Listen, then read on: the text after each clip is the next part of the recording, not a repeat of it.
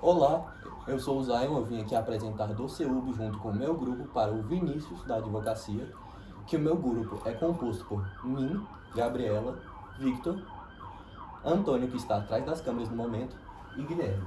Viemos apresentar sobre banco de dados. Basicamente, um banco de dados ele serve para armazenar dados para um maior fácil uso e compreendimento desses dados. Eu vou falar porque os bancos de dados surgiram. Os bancos de dados surgiram porque a empresa IBM ela percebeu que era muito inviável contratar muitas pessoas para fazer registro dos dados. Aí eles tiveram a ideia de criar um banco de dados pelos computadores, que na época foi em 1960, que acabou, na época foi popularizado dois tipos de banco de dados, o hierárquico e o in-rede. O hierárquico era um banco de dados que um tipo de dados dependia um do outro exclusivamente, tinha que depender de apenas um tipo de dado. E o in-rede, que era o mesmo tipo, só que, por exemplo, tinha o dado pai e o dado filhos. No hierárquico, o dado filho só podia depender de apenas um pai, mas no in-rede, o dado filho pode depender de vários pais, que deixa ele mais diverso, assim, deixando ele mais legal. Em 1960 a 1970, os bancos de dados eram mais difíceis de serem armazenados, por conta da tecnologia e tal. Aí, passando para 1970 e 1980, entrou o banco de dados relacionais, com tabelas, programação. E 1980 a 1970, 1980 a 1990, veio o banco de dados orientado a objetos. Era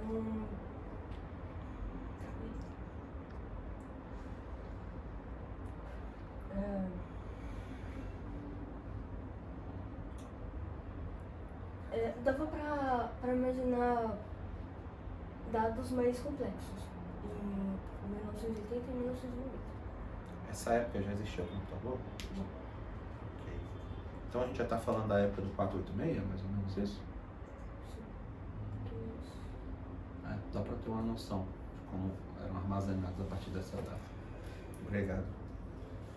De 1990 a 2000 surgiu um aumento exponencial do volume de dados que você precisava armazenar, então teve que surgir novos tipos de bancos de dados, que aí os principais foram paralelos e distribuídos, que aí você armazenava os dados em vários lugares ao mesmo tempo para você poder ter esses dados mais rápido, basicamente. De 2000 até atualmente surgiu o NoSQL, que quer dizer que ele não suporta somente SQL, ele suporta outros tipos de estrutura de banco de dados, o que trouxe maior flexibilidade para a estrutura do banco de dados em si, como você poderia armazenar esses dados e a facilidade também de você poder armazenar outros tipos de informações, como gráficos, documentos no geral. E mais recentemente você tem o orientado a objetos, que são para volume de coisas maiores, assim. Eu tô tentando... São coisas mais complexas, dados muito grandes, tipo Big Data, que aí são, tipo, por exemplo, uma empresa Amazon, que tem muitas coisas. E aí também ele facilitou muito o desenvolvimento de imagens, né? E que por último, a última parte da nossa apresentação é a cronologia. Que, assim como ele disse agora há pouco, houve uma época aumentou muito o interesse em banco de dados e surgiu os bancos de dados em memória, que eles eram mais avançados, que eles eram mais rápidos e um pouco melhores, assim, pro cliente. Aí teve também o Big Data, que ele foi uma expansão do de cima, que ele foi mais para poder ter mais uma quantidade maior de dados embutidas no banco de dados.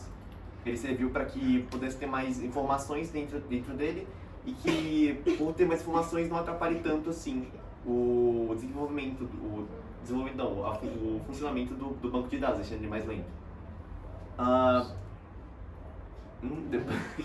Depois desse teve o banco de dados em nuvem, que agora saiu de algo mais físico e foi para o armazenamento na nuvem, que provavelmente todo mundo conhece, que é um armazenamento que ele é feito por um computador, que não é o seu, é um computador que está em outro lugar e ele consegue se conectar pelo seu, pela rede. E por último, o blockchain, que o blockchain ele é um banco de dados que ele é imutável, assim como o Bitcoin é um exemplo, porque tipo, ele é um banco de dados que não tem como você colocar mais coisas nele, tanto que tipo, o Bitcoin ele tem um número finito de moedas em trânsito pelo mundo. Aí, tipo, não tem como você gerar mais, e por isso que ele é tão valorizado hoje em dia. Aí, fechando. Aqui, esse foi o fim da nossa apresentação. Se tem alguma dúvida, algo que você queira questionar?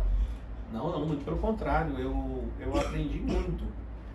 Inclusive essa parte do blockchain, eu não sabia que era isso que formava a segurança do Bitcoin, entendeu? Isso é muito importante, eu não consegui entender por que o Bitcoin valia tanto, e através da sua explicação eu consegui. Tá? Eu diria que eu acho que a gente tem que bater palma para a apresentação, né? Vamos lá? Parabéns, muito obrigado.